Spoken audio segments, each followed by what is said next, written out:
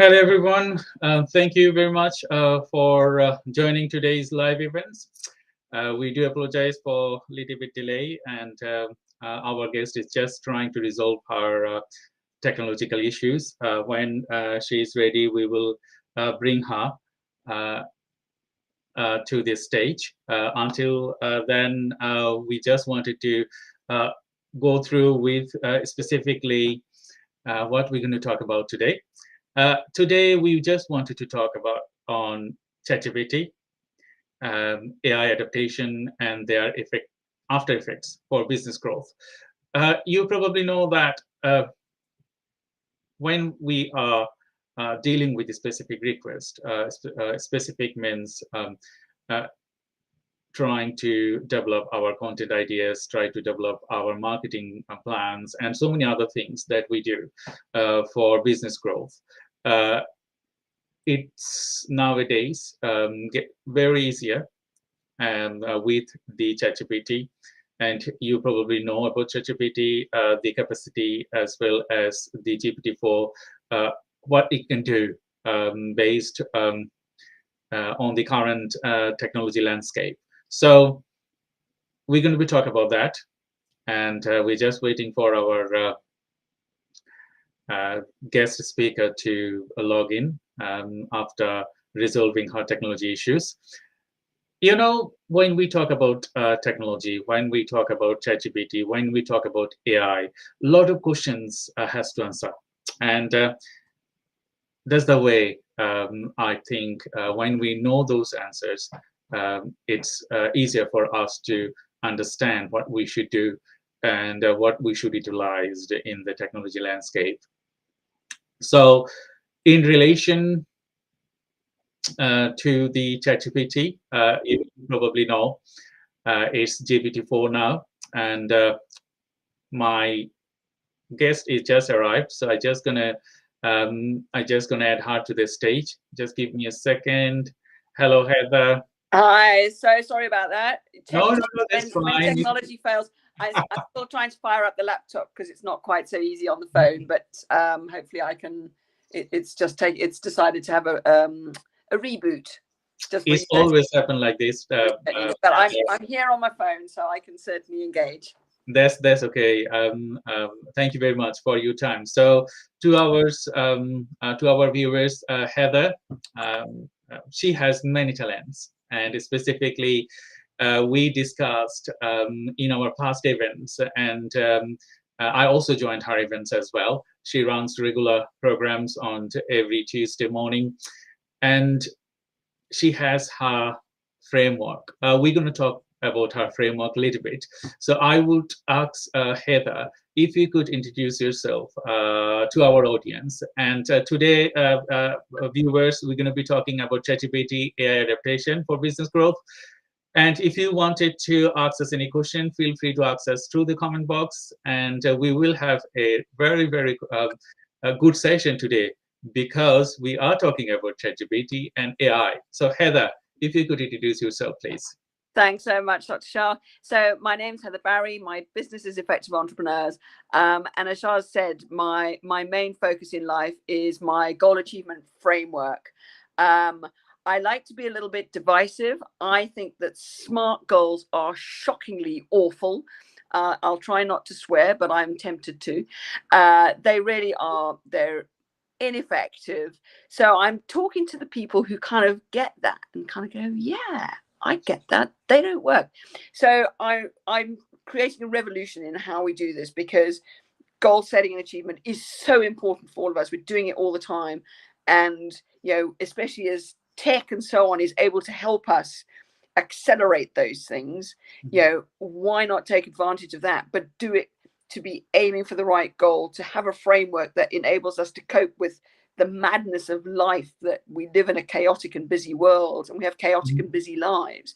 So to have a framework that's super adaptable, and really takes account of all of that, for me, absolutely vital. So I'm talking to all your amazing people, and I know, Shah, that all the people on this call will be the kind of people who get it, because that point in time SMART goal thing just doesn't work for people anymore. It's not robust enough. It's not a dynamic process and framework. So yeah, that's me. And I'm obviously quite bold at saying what I believe, because why not? There's no point in faffing around, is there? No, no, no, no. I totally agree with you, because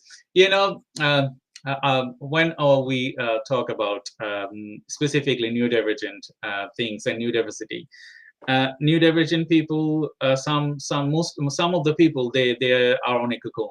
They don't want to discuss anything about their problems.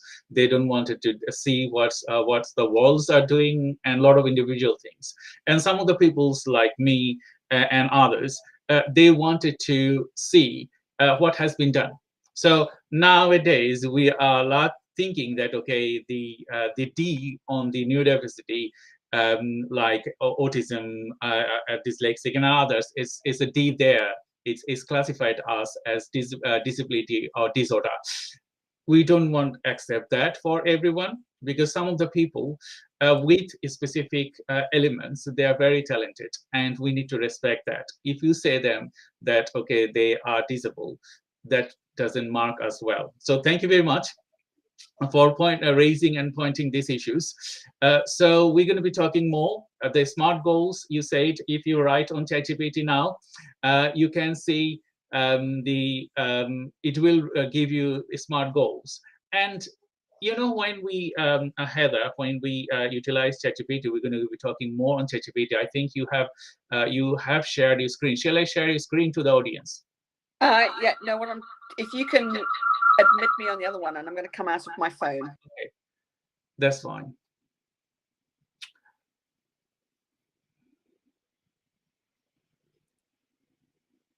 Yeah, we can see you. So that's great.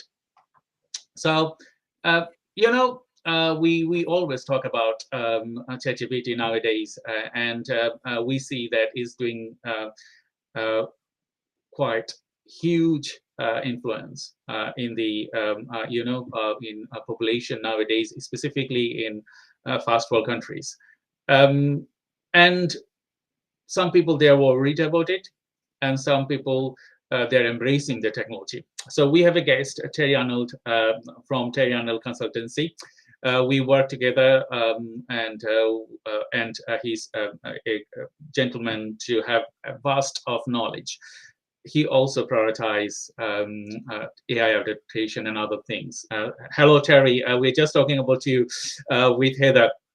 So you probably know him because we run regular programs on LinkedIn, webinar, and audio events. So ChatGPT and business growth. Sometimes some people, they say that they're linked together, but we're going to be talking about after effects, ethical consideration, that mostly as an academic or like person like you, we think about ethical consideration, that, okay, ChatGPT, the creation is not ethical for us to use unless we adopt, or we give people a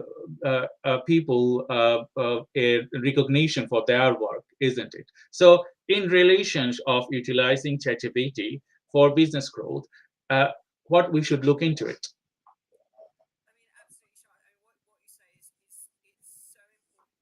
Heather, I cannot hear your voice. I think this sound. I think you need to go to your mobile again. Yeah, that's fine. So I will continue my discussion until Heather is back with her mobile. Um, you know that ChatGPT, as we are thinking about ethical consideration, because it's all about data. As a data scientist myself, there are millions or billions of data available at the moment in the landscape, and these data is not our data. These data, uh, Heather, you are. Can you hear me? Yep, can hear you. Okay, that's fine. Thank you. So I was just continuing my conversation that okay, the data that ChatGPT use is not our data, isn't it? Is these data are from millions or even billions of users available everywhere, databases and a lot of other things. So that's the time the ethical consideration came in. But I have seen a wide array of people population for business growth. They don't think about the ethical consideration. They will add something, raw materials, and build something from there. That's the thing that we're going to talk about more likely. So my previous question was in relation of ethical consideration and developing business with ChatGPT and other AI adaptation. What is your intake on that? So as you say, if you put into chat, and I have done this, yes, it's like um even if when I feed it some of my stuff, which is quite different, um and somebody will put in, please use, please set some goal. This is my business, this is where I want to be, please can you help me create some goals? Because the more inventive and clever you can get with your prompts, you can ask it to do various things. And as you say, what it's doing, and it's drawing on gazillions of bytes of information out there, but it's everything. It's historical. I mean, I know with chat 4.0 or whatever it's called, 4.0 or something, anyway, whatever the new one's called, it is more up to date. It's doing that thing. But I think where it seriously, for me, there's a couple of things. It's that lack of humanity, but there's also that, for me, there's just a blandness about it. Mm-hmm. I'm somebody who is definitely not bland. I like to be Agreed. edgy. I like to be polarizing when I have conversations with people. Like, I Mm-hmm. stand up and I kind of go, smart goals suck. They don't work. They don't do what you need them to do. And the fact is that because, I mean, this is for me specifically, is that so many people use it as a model to define and design their growth. And then, but the fact that it's drawing on a model that has been around for 40 years and hasn't worked for about 45 of those, Mm-hmm. it's it's kind of reinforcing that status quo. It's reinforcing something that isn't serving them, and then they think that this is the way we should be doing things. And I think that it takes away that real sense of creativity and exploration. Is if somebody kind of goes, well, that's the way it's always been done. Oh, look, there's a smart goal. Look, it's showing me, it's giving me 17 steps that I can do something with. And yet it stops them going to look for something different, because it's come up with something that sounds so plausible and so real and so, oh, I've heard of that. Yes, that must be the way to do things. So for me, I use chat a lot. I think it's got some brilliant applications. But I think that when we're talking about people basing, the people who being taught is just like, design a make your content into an online course using ChatGPT, and it's just like throw all your stuff in, and ChatGPT is suddenly going to magically create your course, and here's the 10 steps that you should take, and this is your your video scripting, and here's the director's cut. Mm-hmm.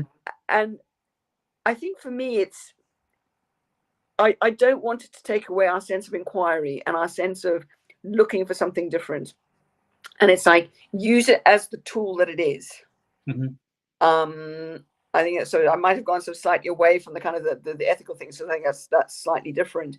But I think in terms of when we're growing and we're looking to do something differently, if you, I've been doing a course recently with a friend of mine, and it is around marketing and messaging and so on, and being polarizing. And it's like, because if we look out there, so much is so flipping bland, and people are just using slightly different words to tell you exactly the same thing, but you are attracted to a personality or a style that you therefore choose that one. But there's nothing that it feels like it's just squishing innovation. This is where I'm at the moment with it, squishing innovation, and particularly for people, where neurodiversity is kind of part of your world, as it is with me and with you. Is for me, innovation and exploring ideas and going thing, that's the exciting bit of the work that we do, and to share that with other people. And if somebody thinks, oh, I'm going to go and get a goal strategy from ChatGPT, or they come and work with me, it's going to be a whole different thing. And then for them, they get stuck with this thing that's bland, and oh hey ho, it doesn't work, because it can't, because it doesn't feed into who that person is and that individuality. I totally agree with you, Heather. When we talk about ChatGPT and adaptation, the core thing that how you adapt these things, because previously we had Google. So when I was a student and I was researching, I used Google for my sorting out, like, okay, what type of data is out there to understand the data. Yes, ChatGPT. Now, if I'm looking for something, it give me a combined little bit more sorting for the data that I'm looking for. But this data is not my data, as you said. It's millions or trillions of databases, and from there is giving me the idea.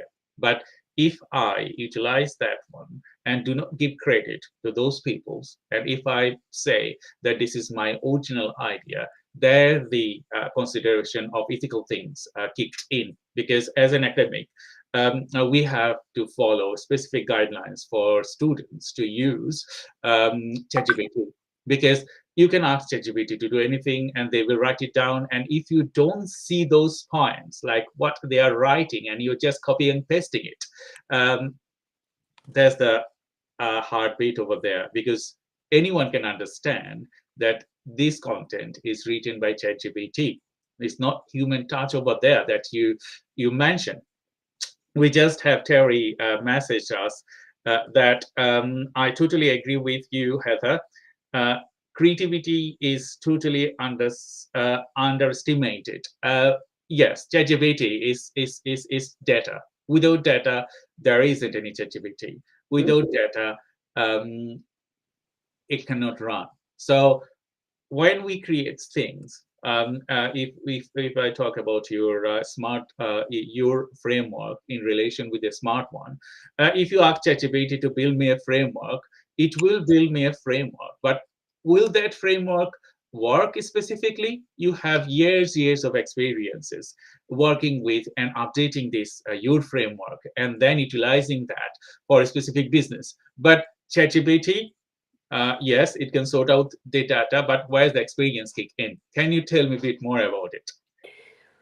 Yeah, and that's the thing, is that it can't come up with an analogy. I've literally just come off a call, and we were talking about somebody, that sort of thing of, where do you feel like you are right now in terms, so this, because you've got to have that starting point, because again, chat doesn't know where you're starting from.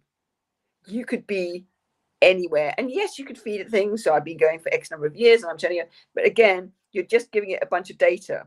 You're not telling it your story.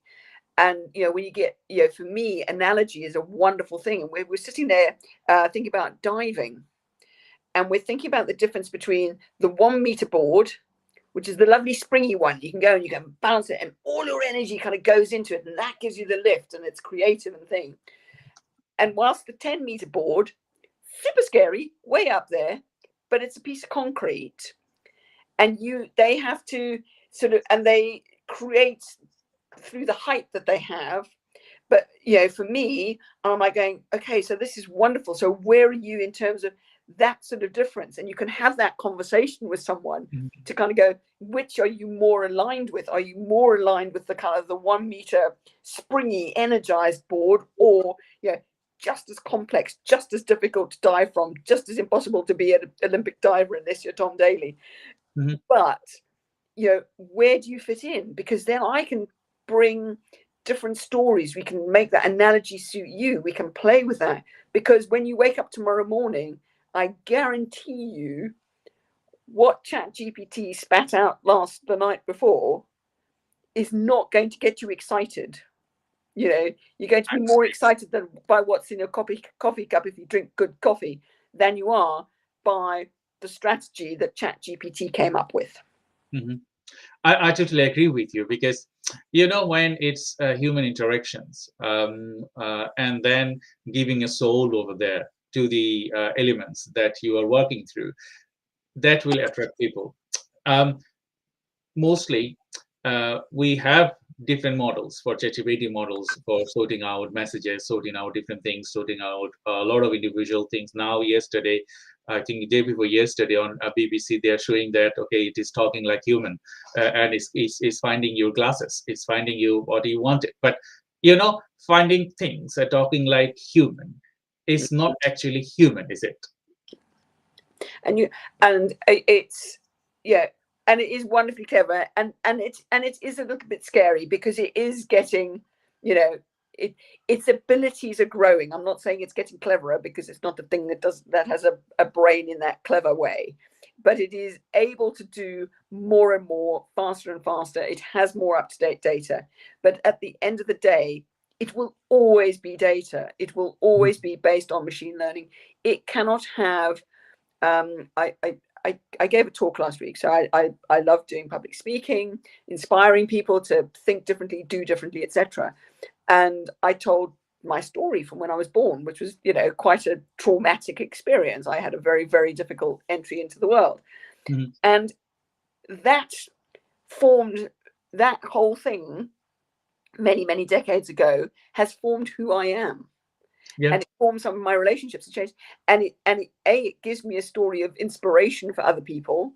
ChatGPT doesn't know that story. It'll never know that story. No.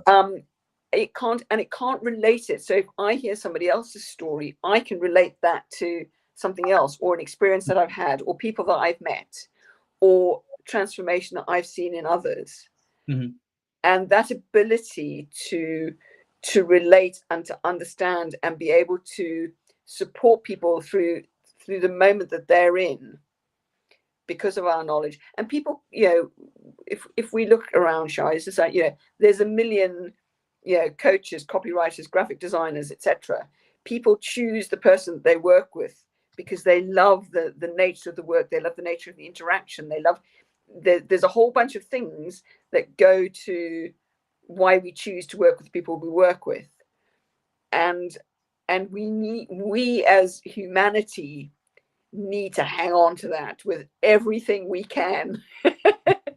Because whilst ChatGPT can, or whatever it is, Wally or whatever it is, can come up with a great looking image that we can use, it's great, looks great, but it's not me.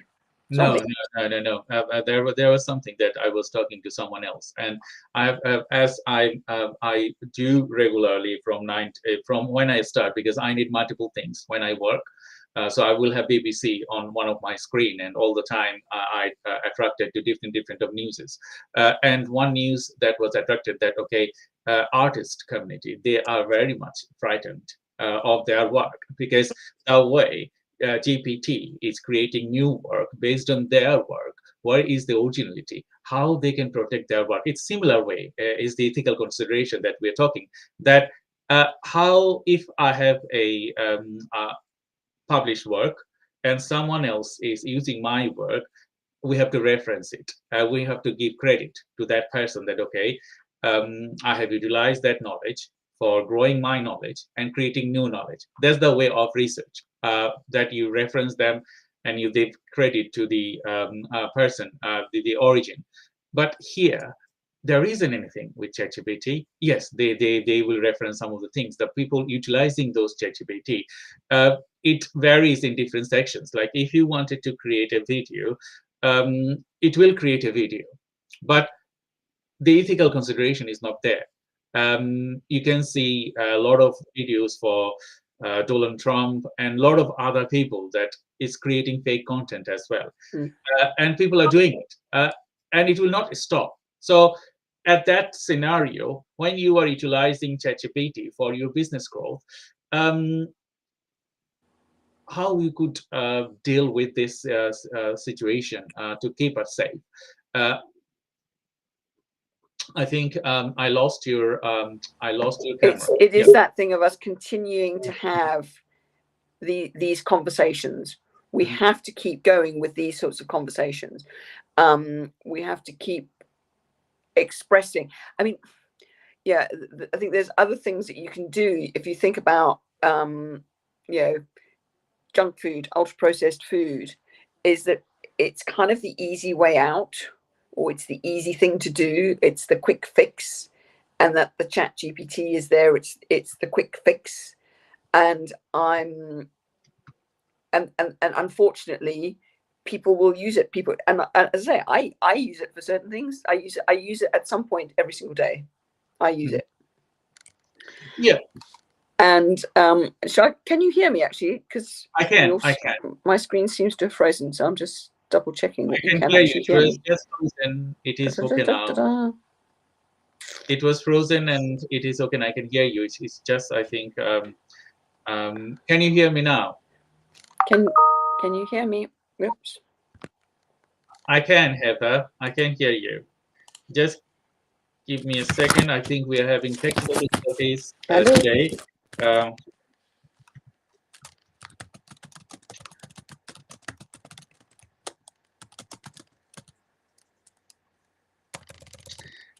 To viewers, just give us a second. We're just having technical difficulties, and we were resolving that. We are resolving it. Just gonna send a message to Heather.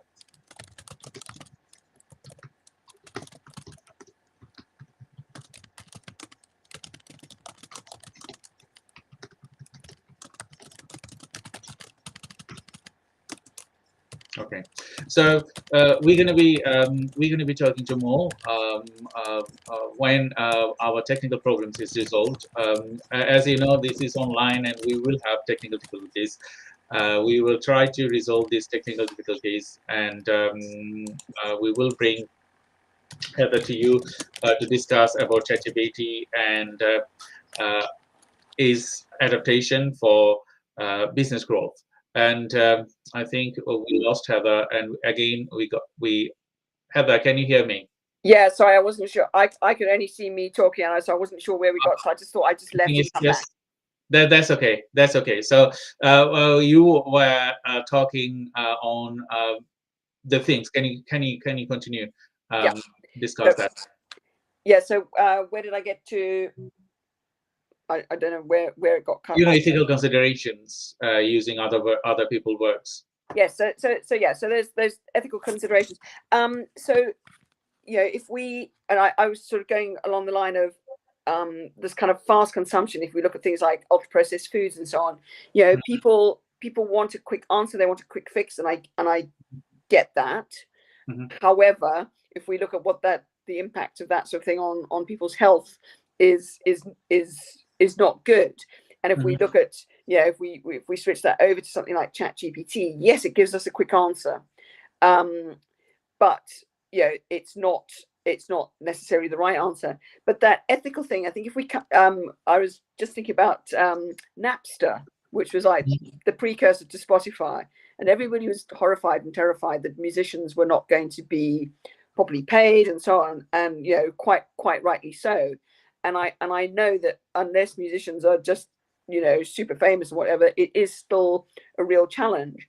I've got friends who are, you know, photographers, who are artists, who are writers, who are copywriters, and they are genuinely worried for their livelihoods.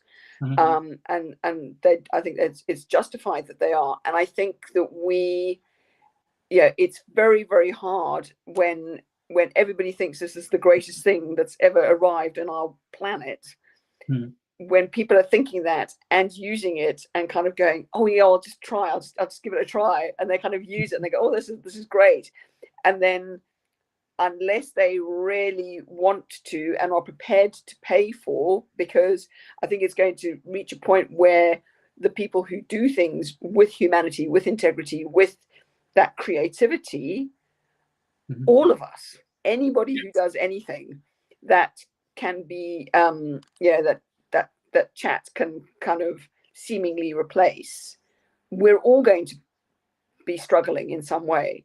So I think, and I am not one for censorship. I absolutely am not. But it's like, how do we, where are the ethical lines on this one? And I think that some very big and clever minds need to be thinking about this, because this is developing at an alarming rate. And this is I totally agree with you, because pandemic proportions of spread in terms of how it's becoming. It's everywhere. I totally agree with you, because the way it's concerned people, it's deep fake. It's alarming. In relation to ChatGPT and other AI adaptation is far, far away, because as a data scientist, we utilize AI for sorting things. It gets great results. We utilize AI to recognize cancer. We utilize AI to do a lot of individual things that are great things that a human can get. I tailored system to support the growth of humanity. But when you talk about the ChatGPT and adaptation of ChatGPT, it's really always me. It's really always me. You cannot replace human with AI, and it will never happen. But you can give extra burden to human with AI, because the way it behaves, the way people they utilize it, that's worrying. So we have a message from Terry. I'm just going to read the message. Our messaging section of the software is not working, so I cannot show them on the screen. But hi, Heather. My experience have ChatGPT is it thinks linear, whereas a creative person thinks literally. Do you agree? Yes, it is. It's because it's data, and I am not a data scientist. That's not my role. But yeah, it's absolutely is. It follows. It's just gathering a whole lot of things and sort of lining them up very, very nicely. And you can ask it to think to put it in a different way, or be more creative, or be more, make it sound more joyful or more serious. And you can ask it to do all of those things, but it can, it's, garbage in, garbage out kind of idea, is that it can still only answer the question you give it. It just happens to have, a zillion types of encyclopedias in its back office to draw the answers from. But it can still only, it's still, if you think left brain, right brain, to an extent, it's still giving that. This is the answer based on the facts. This is the data that I have that I can answer that question.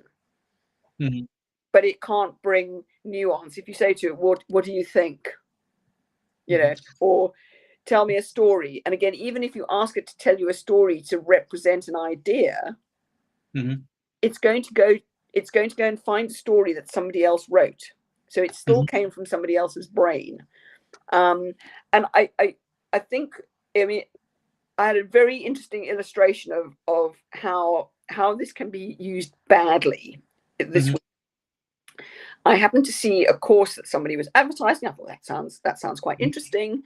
So I, put my name in. They were just going to have a little call to chat about the content, because it's an accreditation that for me would be a very interesting accreditation to have.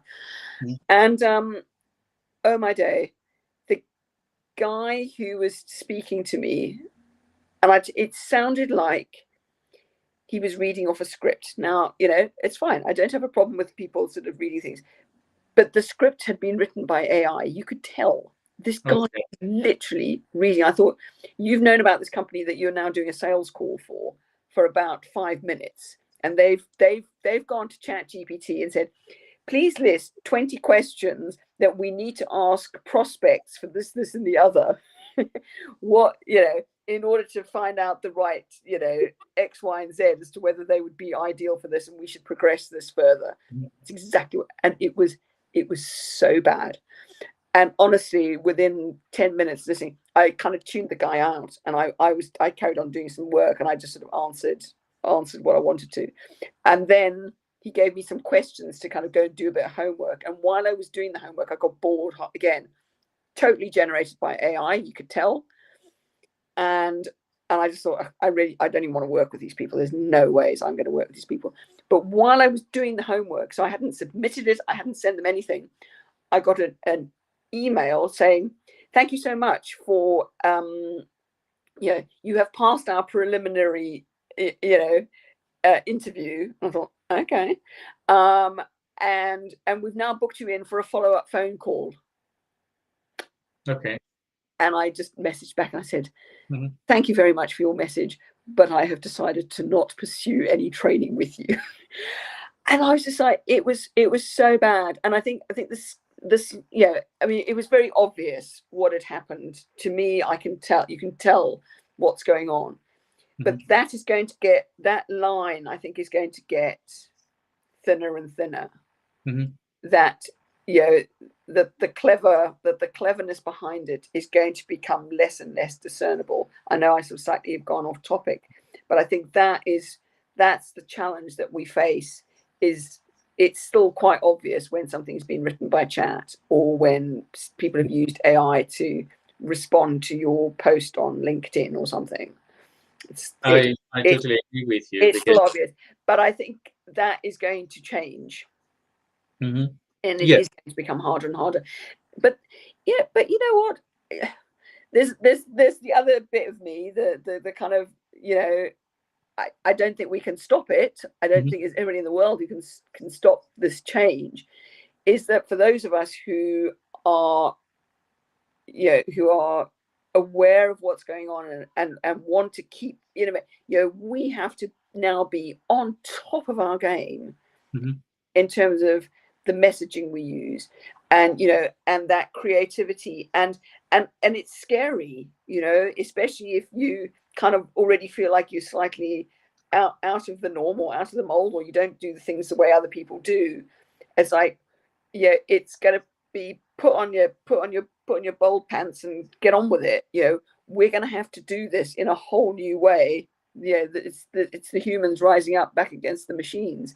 you know Yeah, I totally agree with you, Heather. So, to our viewers, you are watching our live webinar, and we are talking about ChatGPT and AI adaptation for business growth. I'm Dr. Shah Siddiqui, and we have Heather Berry, and we're going to be having more sessions in future. Uh, we already had a session, and the good thing is that I'm also doing a session with her mother. Uh, I was talking to her.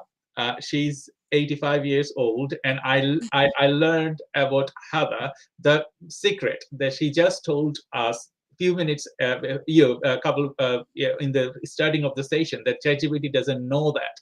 I didn't know it.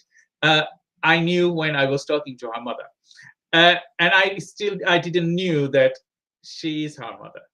So these are the things that we need to look into. And ChatGPT or AI, they don't know this classified information because is maybe not shared, not available, but when they are creating things, like we discussed on our earlier conversation, that someone looking for Heather, and the ChatGPT prepare their information, it was not your information.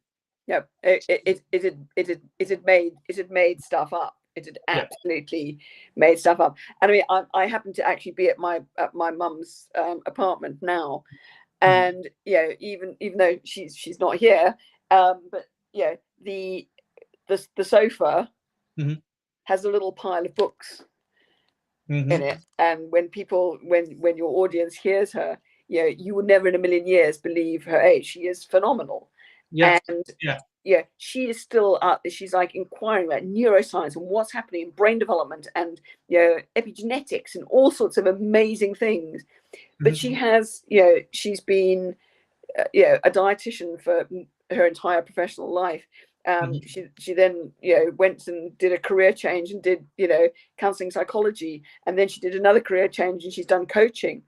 But as a coach, she brings all those years of being a dietitian, so she brings a holistic body approach to it.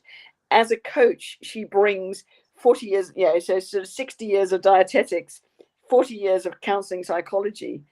There's no other coach no. like my mum. She also comes from a very big family, so she's got all of that she kind of brings. And so, but she's been surrounded by entrepreneurs like her whole life, like most of the people in both sides of the family. We work for ourselves, so she understands entrepreneurship in a way that most dietitians and psychologists would never understand, because they're not surrounded by this rare breed of person. So it that you cannot, you literally cannot replicate that. No. And no. and that's when my kind of analogy with food and people trying to make something taste like something, you can never replicate the experience of a fried egg. No. A fried egg is a fried egg. You can do different things that give you just as much pleasure or different tastes and so on. That's great. But to be honest, you can never replace that thing. And I have friends who are vegan. I eat a lot of vegan food. I'm gluten free. So I constantly look to be innovative in how I make food. But I know when I make a loaf of bread, it will never, ever, ever be a baguette, because a baguette can only ever be a baguette with the flour that you use and all of that. But then, just like a baguette is different to rye bread, that's nobody goes, oh, it's rye bread. If you don't like it, you don't like it. But gluten-free bread also just tastes different, and yet people spend millions and they package it and they put all sorts of weird stuff in it to make it try and taste and behave like ordinary bread. No, just create something different that can do the same thing but has its own uniqueness to it. And just make it like rye bread is different to a baguette, is different to a sourdough, is different to whatever. Just make it and believe that actually it's lovely to have something beautifully created that is just different, does the same thing, but tastes different and delicious. And I know it can taste delicious because I make my own. I totally agree with you. Heather. We're just having some issues with our showing our messages, and I'm just working with you as well as with the technical people from the RS stream to sort this out. I can see their comments, but I cannot see my live comments, and I cannot show them. But anyway, to the viewers, we're spending nearly an hour. We just have a few 10, 15 minutes so on to talk about more about ChatGPT as well as their adaptation for business growth. We have spoken specifically what we should do. I think if you are enjoying our live, you have decided by now how to use ChatGPT. Yes, I utilize ChatGPT. I see ChatGPT to give me things the way that I cannot look for on Google's. So That's the way. But what I do as an academic, as a researcher, or as a content creator or others, I take the theme, but I package it on my own way. The way my emotion works, the way my ethical framework works, and the way I behave. So then it becomes useful. Um, that's the way, I think, way forward. I got another a message from Terry. I'm very sorry that I could not show the messages to you. He said the analogy of the baguette is a very good one. Of the which one? The analogy of the baguette is a Okay. Oh, thanks, Terry. yeah. So that's the thing, because when you make things, uh, if I cook something, that specific dish can never be replaced with someone else, because the other person they're cooking it, they're thinking different, their way of working different, even they put the same ingredients, it will never be the same. So here, as I said, the ethical consideration, like, okay, if I'm making something and adapting your framework, then I should give you some credit. Okay, I am making this one, but Yep. this is from Heather, and I'm utilizing it, but I'm making a new one. So I think we lost Heather again, but we're going to be getting her back again. So she's back. We're just having some technical difficulties. To viewers, we're sorry for that, but we're going to be having more session. You can see she's outside. I'm outside. And Basically, because my mum's not here, she's taken her charger, and I have to come out to my car so I can charge my phone so I can see through the rest of the session.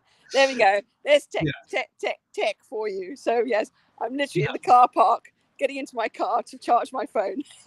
that's a good thing. That's the broadness of technology, you see, because technology gave us the freedom to work together.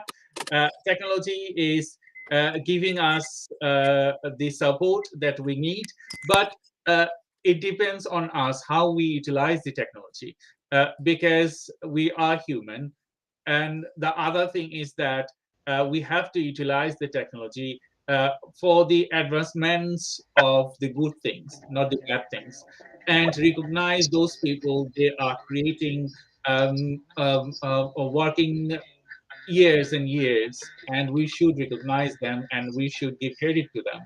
Otherwise, if you don't do that, then there is a problem, because you have to recognize those people that were okay creating new things. Like Heather was talking about the smart goals.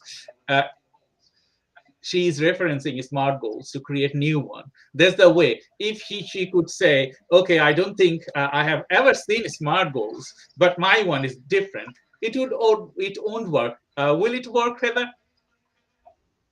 Of course mine will work. And some people go, and some people they like the smart goal, and that I'm not going to, if that's fine, if somebody, if they work for somebody, then that's fine. But the world has changed, and innovation means, and I just kind of coming back to one of the things we were saying is that you know if we rely more and more on chat gpt and so on, and that we stop innovating, is that's going to become a muscle memory thing, is that the next generation will not be innovating in the way that they will be relying more and more on things like Mhm. chat gpt. And yes, I know the world moves on, of course it does. When I was at school and at uni, I would go and sit in the library and I had to take books down off the shelves and sort of spend hours looking for answers to things, you know and you show that to kids now and they kind of go, what? It's the weirdest thing, because for them they just go automatically. So I know the world moves on, but it's almost like we keep alive things like restoration and building and art and so on, whilst we're still moving forward. Because when you lose those skills, and I think that we have to be hugely mindful that we don't lose the skills of innovation, the skills of storytelling, they are so part of us as human beings, and that's what makes human beings: the ability to tell stories, the ability to learn from things, not in a machine learning way, but in terms of learning from experience or conversations, or what we see day to day. And the fact that you accidentally, I think I just sort of thought about that. The fact that I overhear a conversation, or I speak to somebody, over there, and hear that conversation. Now, I heard that because I was in that place, in that moment, and heard that conversation, and kind of can react and learn and whatever from that conversation. If I hadn't been standing there, Mm-hmm. I would have been having a different interaction somewhere else, and would have heard and learned something different. Now, of course, the thing is, ChatGPT sees all of those things, Mm-hmm. but only if somebody has put them into data. Yes. So yes, it would be amazing for me to hear all the possible opportunities. I'd go insane, but but we're not. We hear those things, and that brings that randomness to life, which Mm-hmm. makes life so joyous. I totally agree with you. I totally agree with you.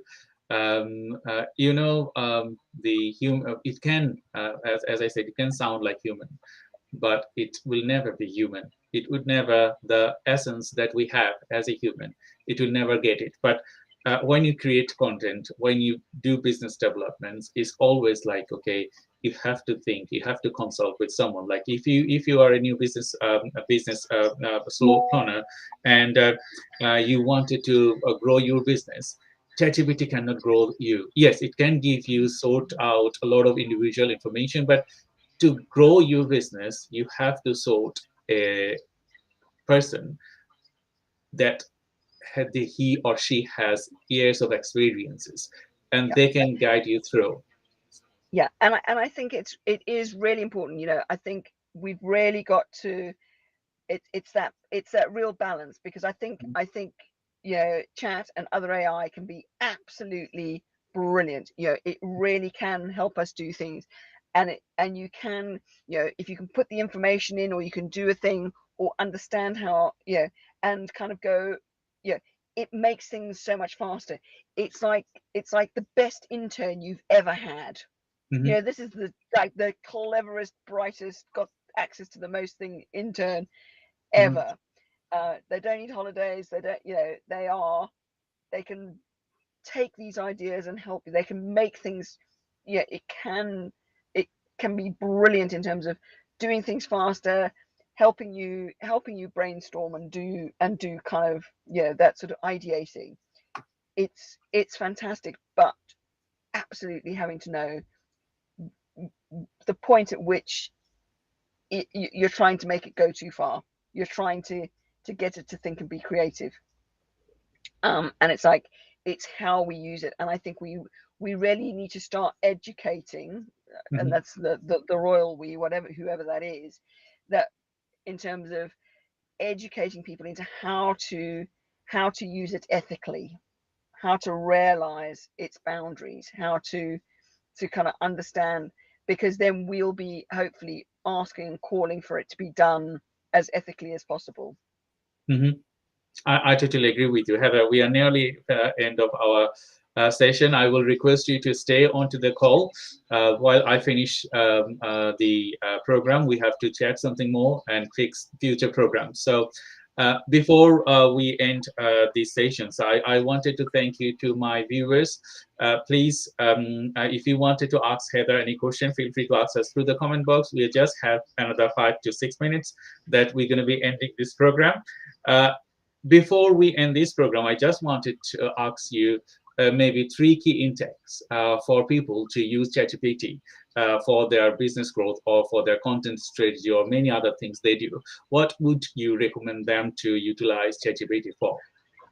So I think it's great in terms of feeding it with some. So in terms of content strategy, for example, I think you have to be clear on the type of messaging that you're looking Mhm. to do, and literally you're asking it for ideas. Ask it for that exhaustive list, Mhm. of, I really want to talk about this particular type of message. So it's really helping you take your ideas, expand them a little bit, but then 100% take that and put it back into your own language. So again, it's this super duper assistant. I think in terms of asking it for a strategy, for example, as a marketing strategy, ask it to, instead of kind of going, please create a marketing strategy for me to build my flower arranging business, and it will draw on a certain thing and it'll give you that. Ask it instead for 10 different types of thing based on, so you need to get very creative as to how you ask. And so get a couple of different ideas and then use your own imagination and put yourself, I think one of the things is to put yourself as the sort of the receiver of the information. If you were to hear this, or if you were to be on the receiving end of that marketing strategy, how would it make you feel? And if, like that situation I had yesterday, where I just seriously I just wanted to put the phone down. I'm like, you've got to be kidding me. So trying to be on the receiving end of that thing.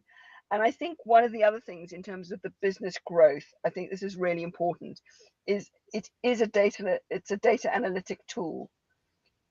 It's really good at crunching numbers. It can't count. It's rubbish at counting. Don't ask for a 500-word something, because it'll give you something different. It can't count, or seemingly can't count. But give it your data. Remember that obviously then the data goes into the public domain. People don't know whose it is, but your data is then out there in some way. But giving it that data and say, please extract information for me from that data, because I want to see which demographic or whatever is buying my services more in a way that would take me forever to look at. Use it as a data analytic tool, because actually, as what you can measure, you can improve, or you can focus your marketing on. Actually, I seem to be selling a lot more to people in leads who are in a management role, as an example. Okay, so I'm now going to focus my marketing on people in leads in management roles, because they seem to be the kind of people who really love to buy my widgets, whatever it is that I sell. So use that data. And I think that's using it kind of the way it's intended, where that sort of humanity is less important, and you're using it for what it's really, really good at, which is crunching data. I totally agree with you, Heather. We are nearly end of our sessions, and we're going to say bye-bye to the audience. And thank you very much, Heather. Please stay onto the call. We're going to just ending this our live, and I will talk to you. But you're going to be staying on the call. I'm just going to be saying goodbye to the audience. So thank you very much, audience, for your time today. We have great session to do with Heather. We're going to be having more sessions in future, talking about ChatGPT, talking about her specific framework for business growth. And we will have a debate on why she's saying that, okay, smart goals is rubbish, and you have to have a good goals for your business developments. And we will talk about it on maybe in near future. But thank you very much for your time today and your contribution. Thank you, Terry, and thank you all the audience. Thank you all the audience. So we're going to be welcome you to our next episode of live webinar next Friday. Until then, stay tuned. Please support our channels. We need your support. And stay tuned. We're going to be talking more on business growth and more on marketing, digital marketing, social selling, and so on. So we need your support. Until then, bye-bye from me, Dr. Shah Siddiqui. I will welcome you next week. Thank you, and bye-bye.